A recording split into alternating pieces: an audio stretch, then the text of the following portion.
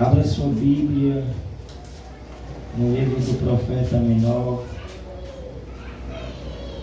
o nome Joel. É um texto que há muito tempo não prego, desde cedo que ele arde dentro do meu coração.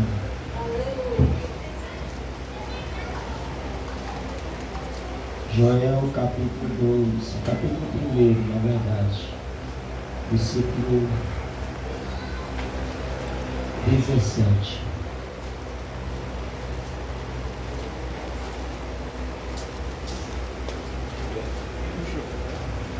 Capítulo 1 do livro do profeta Joel, versículo 17. Joel está depois de Oséias, Daniel, Oséias e Joel.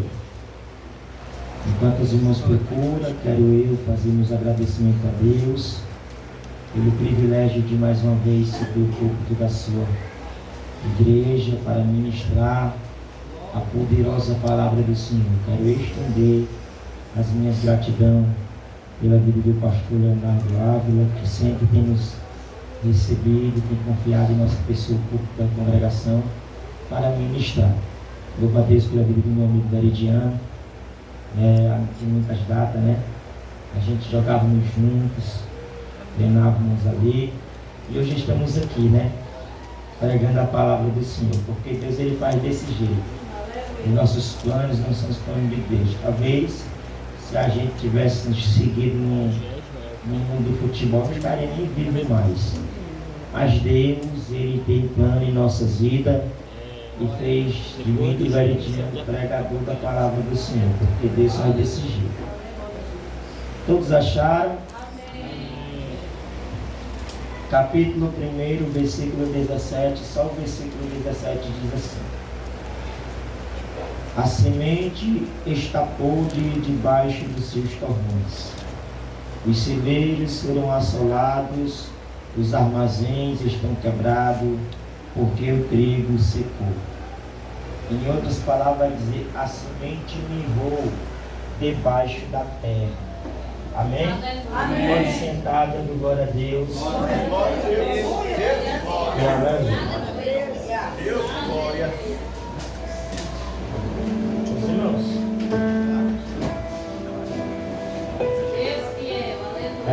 O livro do profeta Joel, tema central, fala a respeito do dia do Senhor. E esse dia está exposto. Jesus está voltando, é bem verdade. E logo, logo, escutaremos o soar da última trombeta. Aleluia. E aquele que limpou as suas vestes no sangue do Cordeiro, que renunciou ao pecado e se desviou do mal, vai subir para morar nas mansões celestiais, a qual Cristo já preparou para mim e para você. Porém, no capítulo 1 do livro do profeta Joel, ele vai direcionar a sua mensagem ao povo de Judá, mais precisamente no ano 830 a.C. A Bíblia vai dizer que o profeta Joel é vocacionado por Deus para profetizar a nação de Judá. A Bíblia não fala muito a respeito deste profeta. Não fala se ele tinha mãe viva, se ele tinha esposa ou se ele tinha filhos. Mas a Bíblia menciona que ele tinha pai. E o nome do mesmo é Petuel. Petuel está vivendo em um tempo de escassez e de descaso do povo de Deus para com a obra do Senhor. Aleluia. Está vivendo um tempo de apostasia, Petuel. Quando vai nascer Joel, ele vai colocar o nome, vai batizar o seu filho como Joel, declarando que o Senhor é Deus. Porque Joel traz por significado do seu nome, o Senhor é Deus, o Jeová é o Senhor. Petuel está declarando com o nascimento do seu filho que só o Senhor é Deus. Enquanto o povo está adorando outros deuses, Petuel está declarando: só o Senhor é Deus. Joel agora é vocacionado por Deus para profetizar. E cá para mim e para nós aqui, a mensagem que o profeta traz não é uma mensagem que vai massagear o ego do povo de Deus. É uma mensagem de julgamento. É uma mensagem de correção. O profeta Joel vai olhar para o povo de Deus e vai ter que dizer: arrependei-vos. Agora mesmo, diz o Senhor. Pregar o que o povo quer escutar é muito fácil. Difícil é pregar o que Joel está pregando. Porque Joel não vai olhar só para o povo em si. Ele vai ter que olhar nos olhos dos sacerdotes daquele período e dizer: arrependei-vos. Joel vai ter que olhar nos olhos do levita e dizer: arrependei-vos.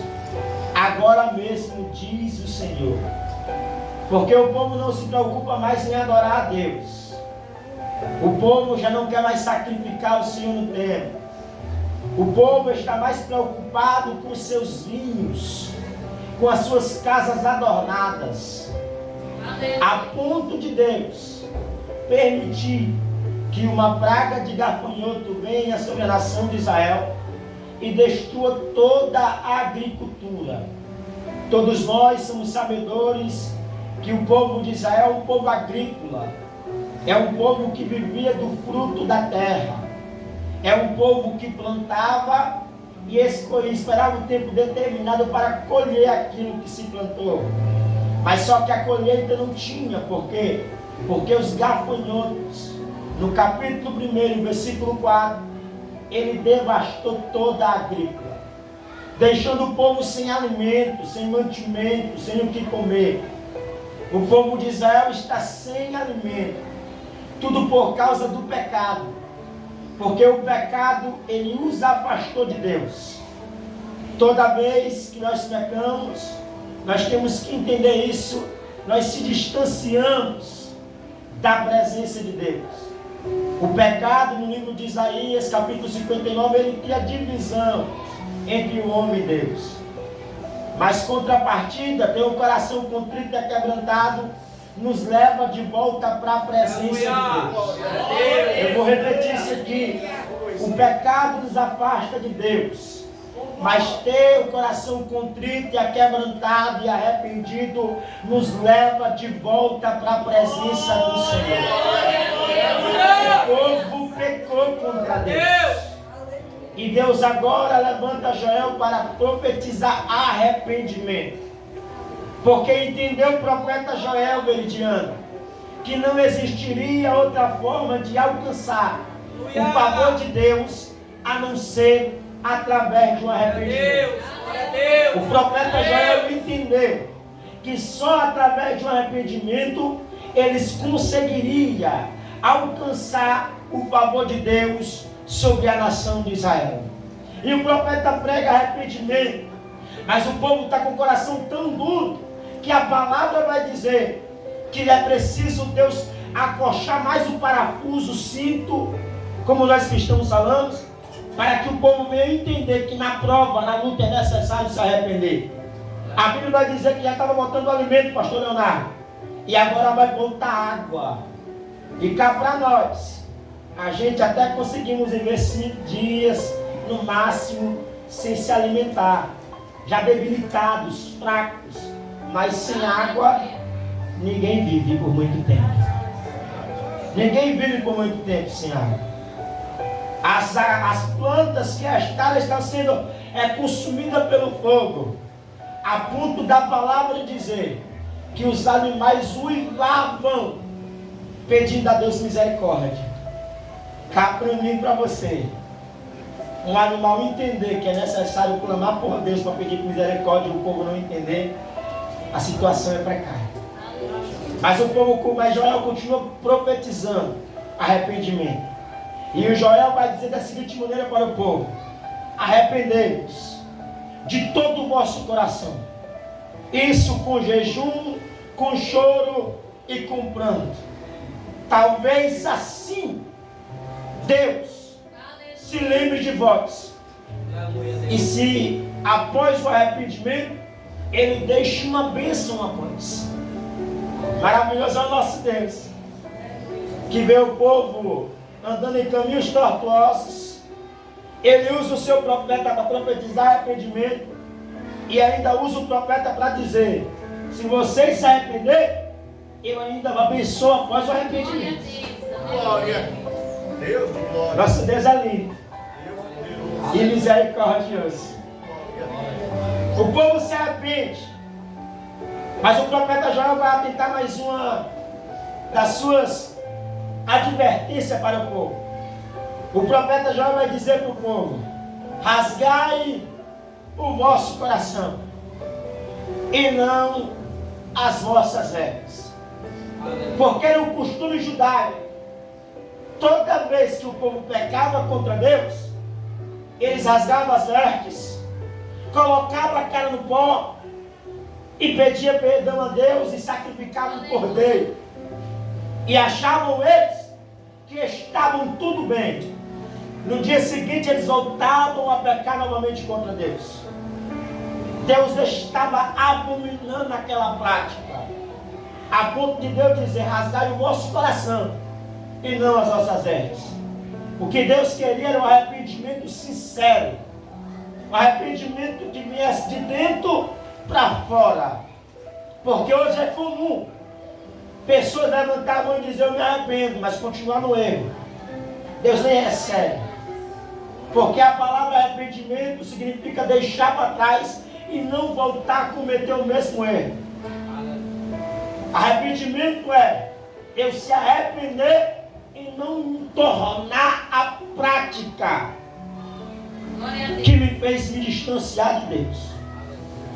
O povo se arrepende e Deus vai abençoar o povo, a ponto de Deus dizer: eis que envio sobre vós o trigo, o vinho e o azeite, e deles sereis fartos. E não os entregareis mais a vergonha ao próprio entre as nações. Até aqui, Deus ele está abençoando o povo, porque o povo se arrependeu. Mas eu não quero me prender aqui. Eu quero voltar para o texto aonde nós lemos. A palavra vai dizer que a semente, ela mirrou, ela apodreceu debaixo da terra. Mas por que a semente apodreceu? Porque a terra estava seca, porque a terra estava infrutífera, ela não produzia. Porque para a terra produzir é necessário ter água, e não tinha água. A semente apodreceu não só porque a terra estava seca, mas porque ela não foi preparada para ser lançada na terra. Porque toda semente, antes de ser lançada na terra, ela tem que passar por processos, ela tem que passar por alguns estágios para poder ser lançada na terra e ela receber água e depois germinar. E o primeiro processo que a semente tem que passar é ser lançada ao sol. Toda semente, antes de ser lançada na terra, ela tem que ser lançada ao sol. Para quê, irmão Lucas? Para secar. Caso ela não seque, ela vai mirrar, ela vai apodrecer. Ela tem que perder a umidade que há dentro dela para poder ela gerar. O primeiro processo é secar. Lembre disso. O primeiro processo é secar. Qual é o primeiro processo? Secar. O segundo processo que a semente tem que passar é morrer. Toda semente, antes de ser lançada ao chão, à terra, no solo, ela tem que morrer. E o Evangelho de João, se não me falha a memória, vai dizer: se o grão de trigo lançado na terra não morrer, fica ele só. Mas se ele morrer, ele gera muitos frutos. O grão tem que morrer. E logo após a morte do grão, irmãos, ele é lançado na terra para passar pelo último processo. Debaixo da terra vai ser esquecido e receber água. Toda semente tem que passar por esses processos. Caso ao contrário, ela mirra e aprodece. Mas eu quero dar um nome a essa semente. Posso dar um nome a semente? Posso? Posso ou não posso? A semente a qual eu quero nomear nessa noite vai se chamar Jesus de Nazaré.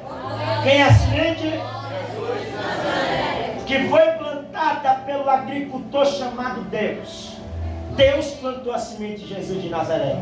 E ele lançou a semente de cima para baixo, para ela secar. E a semente secou. Mas aonde foi que a semente secou, pastor Leonardo Ávila? Ela secou na cruz do Calvário, quando ela derramou todo o seu sangue para remir a humanidade de todo o pecado. A semente ali na cruz do Calvário, ela se esvaziou de si para nos salvar do pecado. Porque segundo o livro de Efésios, todos nós estávamos mortos nos vossos delitos e nos vossos pecados, mas nós fomos destituídos pela glória do Filho de Deus. A semente de Jesus de Nazaré secou quando ela derramou todo o seu sangue para nos purificar do pecado. Após ela secar, a semente morreu. Vou repetir isso aqui. Após ela secar, a semente morreu. Mas antes de morrer, ela declarou: está consumado. Glória a Deus. Ela morreu. E agora ela vai ser lançada ao solo. Ela vai ser lançada à sepultura. A semente é tirada da cruz do Calvário e é lançada debaixo da terra, Veridiano, porque sepultura é terra. Todo cristão, quando morre, tem que ser lançado na terra. E não é diferente. Jesus se secou, morreu e foi lançado na terra. Mas só que, segundo os agrícolas, uma semente sendo lançada em uma terra boa e fértil, ela dura de 3 a 4 dias para germinar. Glória. Debaixo da terra a semente de Jesus está. Talvez na hora que ela estava debaixo da terra, Satanás com seus adeptos estavam festejando. Nós vencemos. Conseguimos vencer o Filho de Deus. Só que esqueceram ele. Que para a semente germinar, ela tinha que ser lançada debaixo da terra. Vai ser ao terceiro dia que a semente de Jesus de Nazaré vai germinar. Vou repetir que é para você adorar. Vai ser ao terceiro dia que a semente de Jesus de Nazaré, ela vai germinar dentre os mortos. Em outras palavras, ao terceiro dia, o nosso Jesus, ele ressurge dentre os mortos. E ele não venceu quando morreu, ele não venceu quando secou, ele venceu quando ressurgiu dentre os mortos para nos dar vida e vida em abundância. Para mim, para você, foi necessário Jesus morrer. Sabe para quê? Para ele gerar muitos frutos. Vou repetir isso aqui.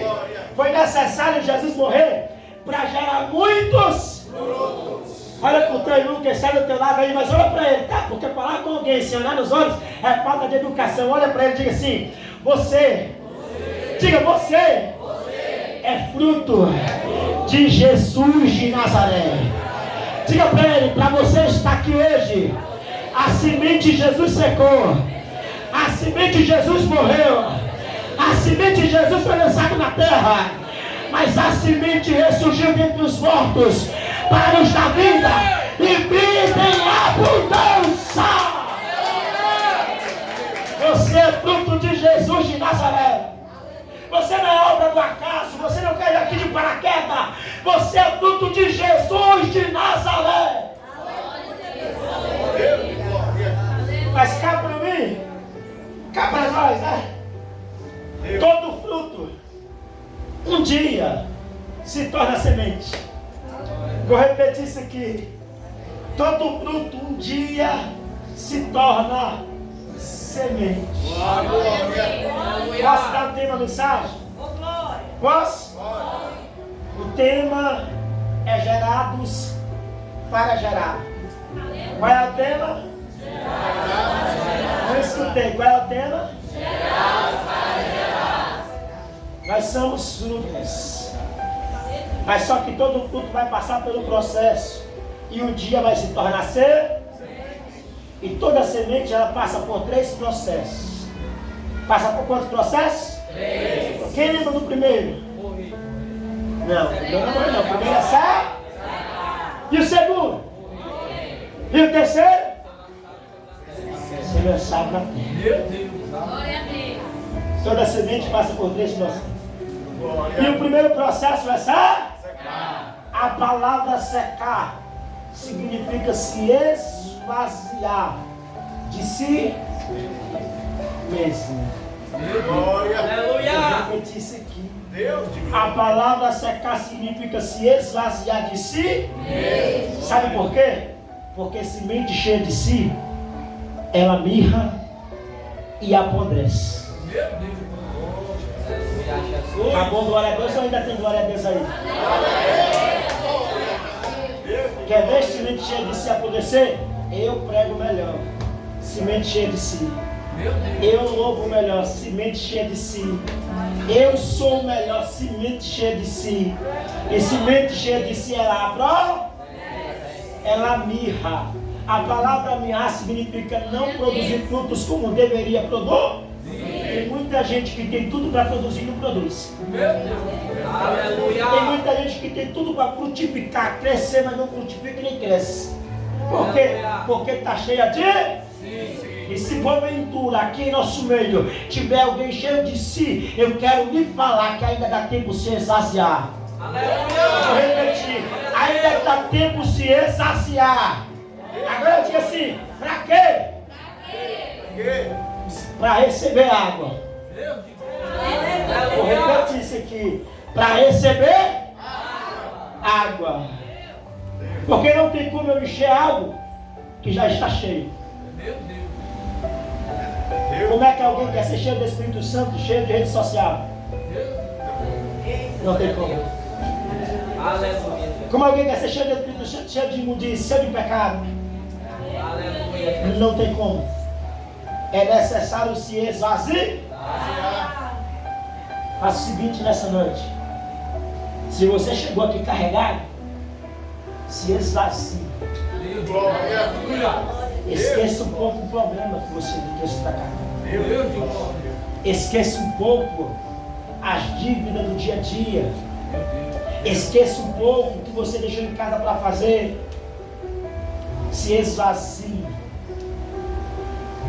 Arranca de dentro de si essa angústia.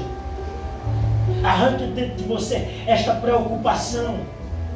Se esvazie nesta noite. E te prepara, porque vai descer a água do Espírito Santo nessa noite sobre este lugar. E o crente que estiver vazio vai ser cheio da presença de Deus. Vou repetir. O crente que estiver vazio vai ser cheio da presença do Espírito Santo. O primeiro processo é se esvaziar de si mesmo. O segundo processo é morrer.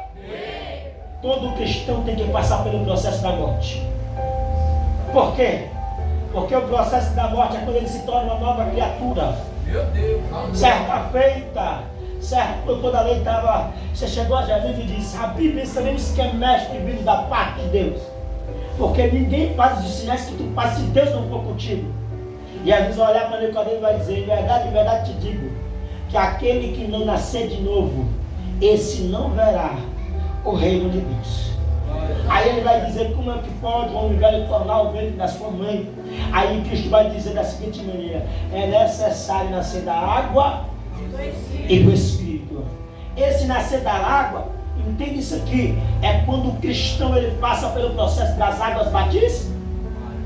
Glória. Todo cristão Deus de glória. tem que passar pelo processo das águas batismais. Evangelho de Marcos, capítulo 16. Cristo ele vai dar uma ordem aos discípulos: ide por todo mundo e pregar o evangelho a toda criatura. Aquele que quer for batizado será salvo, aquele que não crer será condenado. Aquele que quer for batizado será salvo, aquele que não crer será condenado. É necessário passar pelas águas batismais. Mas, irmão Lucas, eu aceitei Jesus, ainda não foi marcado o batismo. Se Jesus voltar antes, eu vou ser salvo? Vai, porque vale a intenção que está dentro do seu coração. Glória. Mas só que tem gente que está dentro da casa de Deus, tem tudo para passar pelas águas batismais. E quando o cristão passa pelas as águas batismais, entenda isso aqui: a velha criatura, quando mergulha dentro d'água, ela fica lá. E quando ela ressurge, Glória. ela ressurge uma nova criatura. Deus, glória. Todo cristão tem que passar pelo processo da morte. E todo cristão que passa pelo processo da morte, ela se faz uma nova criatura em Cristo Jesus. As coisas velhas se passaram e eis que tudo se fez novo. Aquele que pecava já não peca mais. Aquele que roubava já não rouba mais. Aquele que se drogava já não droga mais. Aquele que se prostituía não se prostitui mais. Por quê? Porque se tornou uma nova criatura. Morreu para o mundo e se tornou uma nova criatura em Cristo Jesus. Tem que passar pelo processo da morte. Caso ao contrário, ele tem que nascer de novo, queira ele ou não. Senão ele não é salvo. E depois, irmão Lucas, vai passar pelo último processo. E é o processo mais doloroso, mas mais lindo. É o processo de ser lançado debaixo da terra. Por quê? Porque debaixo da terra a semente não está em evidência. A semente é desprezada, pisada muitas das vezes, rejeitada e esquecida. Mas mesmo ela sendo rejeitada e esquecida debaixo da terra, ao receber água, ela vai passar pelo processo de crer. Ninguém está vendo, mas está crescendo debaixo da terra. Ninguém dá credibilidade, mas está crescendo debaixo da terra. E sabe por que é um processo doloroso? Porque é difícil ser esquecido e rejeitado. Mas cá, para nós, o homem pode não nos ver, mas Jesus lá de cima, Ele está a contemplar a mim e a você. Ninguém vê a semente vindo por ciclo de oração, mas a semente está vindo. Ninguém vê a semente vindo limpar a casa do Senhor, mas a semente está vindo limpar a casa do Senhor. Ninguém vê a semente fazendo a obra do Senhor, mas Deus está vendo a semente ir lá fazendo a obra do Senhor. A semente debaixo da terra esquecida, ela vai começar a crer. E deixa eu te falar isso aqui, ela não vai crescer para cima. Ela vai crescer, porque o crescimento do cristão não é para cima, não é subindo. O primeiro crescimento, vou repetir isso aqui, o primeiro crescimento é para baixo, é descendo na presença do Senhor. Deixa eu falar isso aqui, isso aqui é bom que todos guardem isso aqui dentro do coração. Sabe por que tem muito cristão se desviando fácil? Porque não tem passado pelo processo da semente. Muitas das vezes a pessoa aceita Jesus hoje, semana que vem já está em cima do púlpito pregando, louvando, não que seja errado. Mas tem gente que está acelerando o processo e não podemos parar para pular etapas, Veridiano. Temos que passar por um processo. E é necessário a semente passar por um processo. Por quê? Porque quando um dia, quando ela se tornar uma grande árvore, a tempestade vier sobre ela, ela vai passar pela tempestade e vai permanecer de pé. A semente tem que passar pelo processo da secagem, da morte e da terra. E debaixo da terra ela vai crescer para, ela vai se enraizar, estrutura. Meu Deus. Toda semente tem que ter estrutura na presença de Deus. Toda semente tem que ter estrutura, tem que ter raiz na presença do Senhor. Porque se um dia os galhos são cortados, ao cheiro das águas ela vai se renovar. Meu Deus. E cá para mim e para você, quem um dia desprezou a pequena semente que foi lançada debaixo da terra, não sabe o que está desprezando o futuro. Vou repetir isso aqui.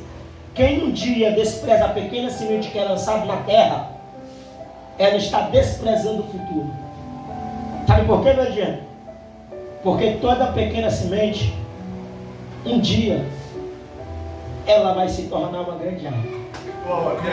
Eu vou repetir isso aqui.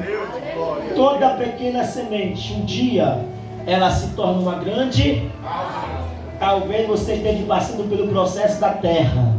Talvez a sociedade esteja te rejeitando. Talvez a família virou as costas para você. Talvez ninguém dê credibilidade a você. Não te preocupa. Tu vai passar pelo processo da terra de esquecimento, do desprezo, mas você vai gerar frutos futuramente. Estão te desprezando agora, mas um dia irão desfrutar da sombra que você vai dar. Porque um dia você é semente, mas logo vai se tornar grande árvore e vai gerar muitos frutos na presença do Senhor.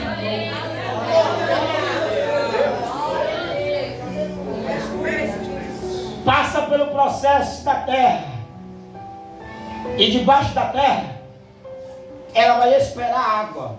Vai esperar o quê? A chuva, não é verdade? Vai esperar o quê? Eu posso dar o nome à água? Posso ou não posso? A água vai se chamar Espírito Santo de Deus. Quem é a água? Quem é a água? Para a agrícola voltar e para a semente germinar, é necessário de água. É necessário de chuva. Capítulo 2, versículo 23. Joel vai dizer: eis que o Senhor envia a chuva. E ele vai falar de duas chuvas: a chuva temporã e a chuva seródia. A chuva temporã e a chuva o quê? Seródia. Essas duas chuvas que o profeta Joel está falando no capítulo 2, versículo 23, está falando de dois períodos de chuva que há em Israel. O primeiro período de chuva é a chuva temporã. Essa chuva é responsável para molhar a terra e fazer a semente germinar. A segunda chuva é conhecida como a chuva seródia, conhecida também como a chuva da colheita.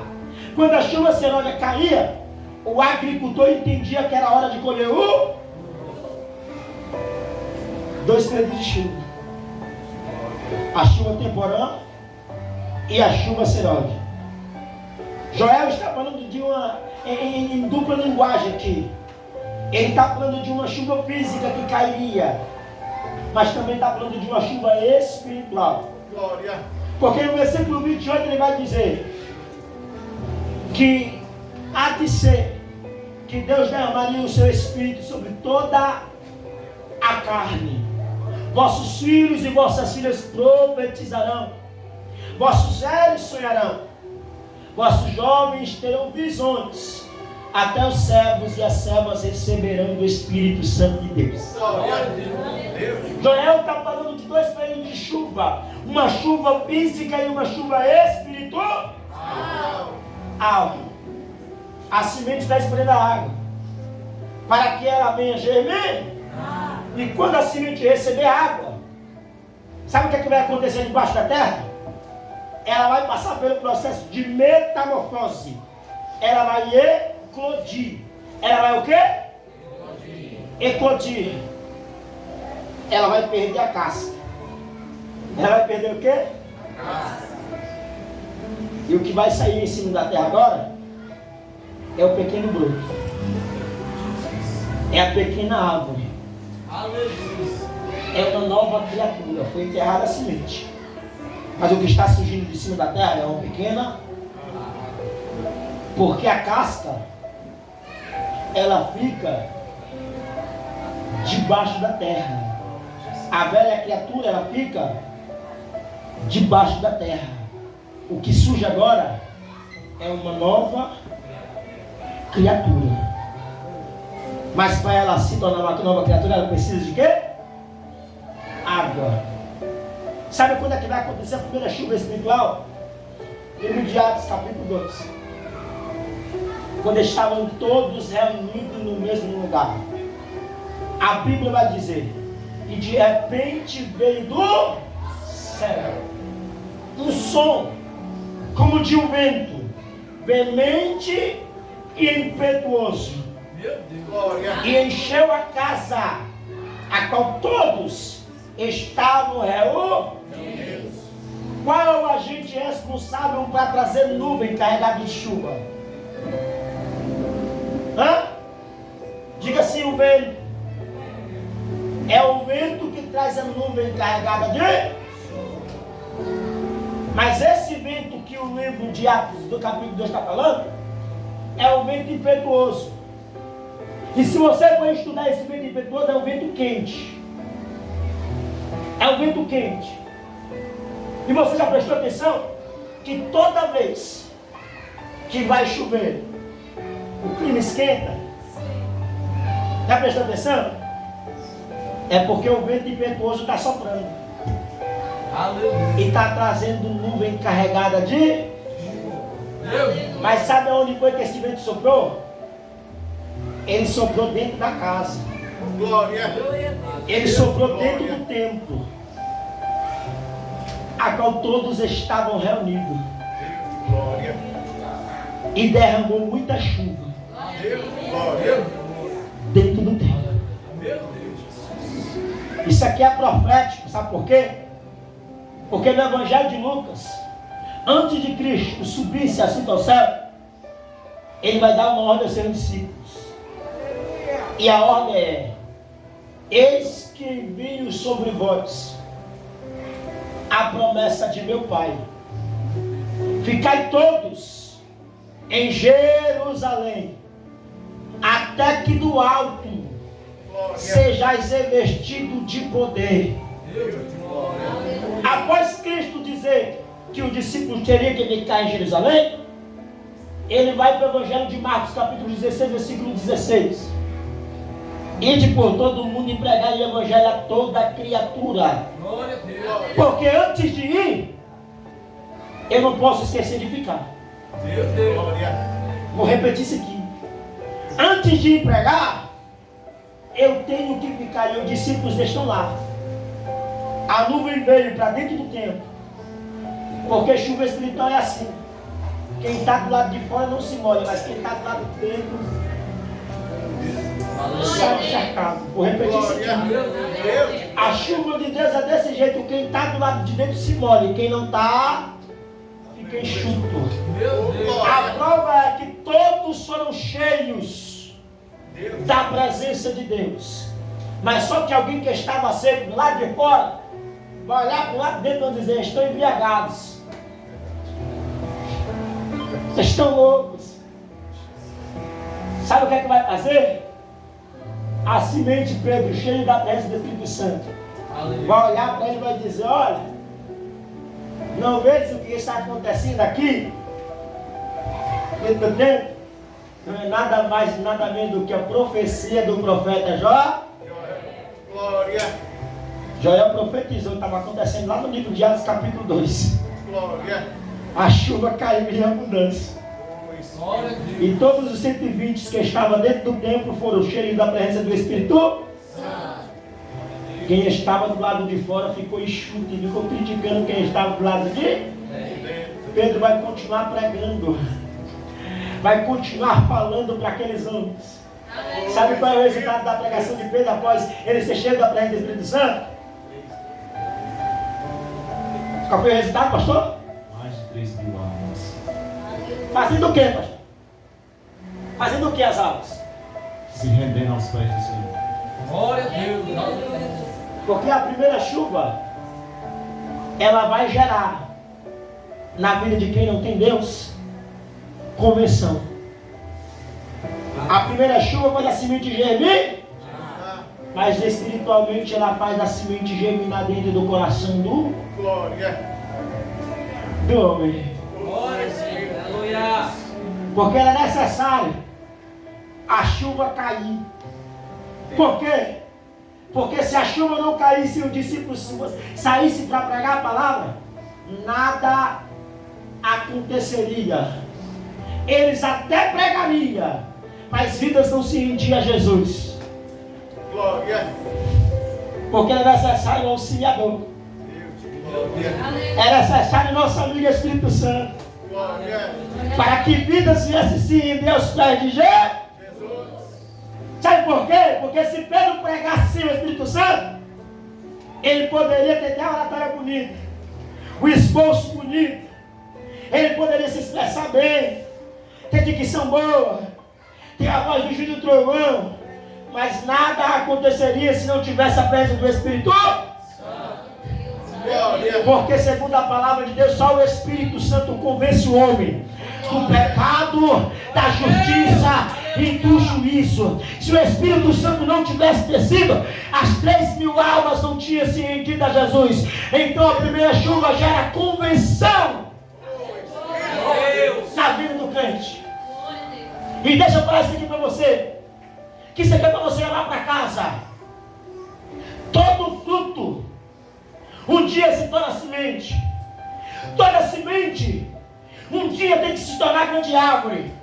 E toda árvore tem que gerar frutos. Deus de glória. Tem pessoas que na presença do Senhor ainda é fruto, não deixou de ser fruto. Tem outras pessoas que já deixaram de ser fruto e se tornaram semente. Está passando pelo processo da semente. Tem pessoas que já deixaram de ser semente e já se tornaram grandes árvores na presença do Senhor. E já está salvando muitas vidas aí fora. Mas a pergunta que eu tenho para fazer hoje aqui é: quem é você na presença do Senhor? Você é fruto, semente, ou você já está gerando muitas vidas e é uma grande árvore na presença do Senhor?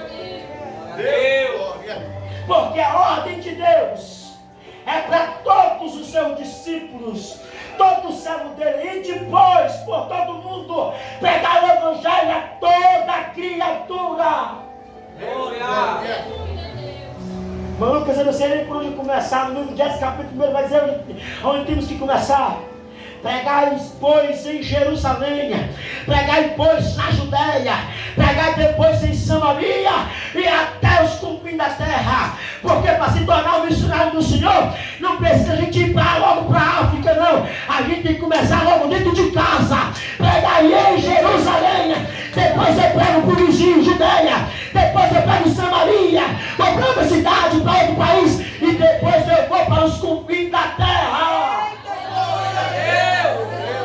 Mas antes de ir, eu tenho que entender que eu tenho que ficar. Eu tenho que ficar onde? Diga em Jerusalém. Para quê? Diga para receber da chuva. Diga assim para o seu irmão: temos que ficar em Jerusalém. Não diga com autoridade, diga com voz de profeta e profetiza. Diga para ele: temos que ficar em Jerusalém para receber da água, para depois pregar a palavra. Diga para ele assim: temos que ser cheios da presença do Espírito Santo para pregar a palavra para quem está precisando lá fora. Diga assim: primeiro nós estamos cheios, depois a gente saímos para de fora para pregar a palavra para quem está precisando. Eu tenho uma verdade de Deus para falar nessa noite, pastor Marcos, Leonardo Laura. Deixa eu falar isso aqui para você. O intuito de você estar aqui para receber da presença do Senhor, do Espírito Santo, é para uma coisa: é com um propósito. E que propósito é esse? Para após sair do culto, pregar a palavra para quem está precisando lá fora. Você não é cheio para ficar entre quatro paredes, de jeito nenhum. Hoje em dia, Valentiano, é comum a gente ver vigílias e vigílias, abala isso, abala aquilo, campanha, recebendo da presença, mas sem propósito. Porque o maior propósito de alguém ser cheio da presença do Espírito Santo é para pregar a palavra para quem está precisando lá fora. Nós temos que ser cheios da presença para pregar para quem está precisando lá fora. Eu tenho isso aqui para falar porque isso aqui foi teu salário comigo, isso aqui. Quem é cheio da presença do Espírito Santo, ele sempre vai ter algo de Deus para falar para quem está precisando. Glória a Deus. Vou repetir isso aqui. Quem é cheio da presença do Espírito Santo, ele não vai perder a oportunidade de pregar para quem está precisando. Glória a Deus. A peça foi pregada aqui. Aleluia. Na peça, irmão, fazia o papel de alguém que queria ser usado pelo Espírito Santo de Deus. Mas quando a oportunidade surgiu, ela retrocedeu. É o que está acontecendo. Tem muita gente que quer o Espírito Santo, mas quando surge a oportunidade para pregar para quem está precisando, Aleluia. retrocede, recua. O Espírito de Deus. Existe um propósito para você ser gerado na presença do Senhor. Você foi gerado para gerar muitos frutos na presença do Senhor. Glória a Deus. Está na hora de você começar a gerar dentro da sua casa frutos. Está na hora de você gerar dentro do seu colégio frutos. Está na hora de você gerar dentro do seu trabalho frutos. Você foi gerado para gerar. Você foi gerado em Cristo para gerar muitos frutos na presença do Senhor. Não se contente em ser só uma semente. Não se contente em ser uma árvore frutífera. Produza frutos na presença do Senhor. Tem pessoas agora que estão perecendo. E a peça foi falado. Muitas pessoas estarão como sujas de sangue por não pregar a palavra na hora que Cristo pediu para pregar. O Espírito de Deus. E quantas oportunidades aí deixamos passar? Quantas e quantas oportunidades passa pela gente pregar a palavra e dizer para alguém que está precisando: Jesus te ama. E a gente ficamos com vergonha, ficamos com medo. Deixa eu falar algo da parte de Deus. Levanta a mão para receber isso aqui. Levanta a mão para receber isso aqui. A chuva do Espírito Santo vai descer sobre este local nessa noite. E você vai ser cheio da presença do Espírito Santo. Mas você vai ser cheio com propósito. Você vai ser cheio para pregar a palavra para quem está precisando lá fora. Talvez seja uma humilhação que está precisando de ouvir a palavra de Deus através da sua boca. Talvez seja um vizinho. Talvez seja um alcoólatra, um drogado, uma prostituta. Mas você vai receber da presença do Senhor essa noite para pregar a palavra para quem está precisando. Receba aí da presença do Espírito Santo. Receba, receba, receba.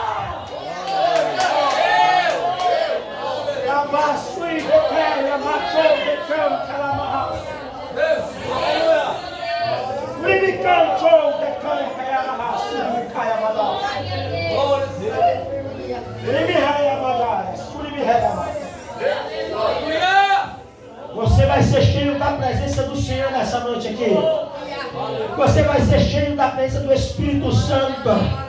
E o Espírito Santo vai colocar o desejo dentro do seu coração, ó, de pregar a palavra. E existem várias maneiras da gente pregar a palavra. A gente prega a palavra cantada, a palavra pregada e a palavra vivida através do testemunho. Mas você vai ser boca de Deus afora. Eu vou repetir isso aqui. Mas você vai ser boca de Deus afora. Eu não sei se vai ser cantando, pregando. Eu não sei se vai ser vivendo. Mas você vai ser boca de Deus afora.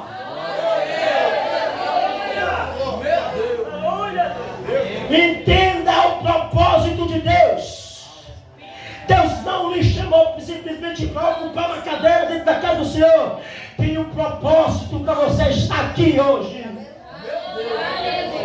Está na hora de despertar a igreja para fazer a vontade do Senhor.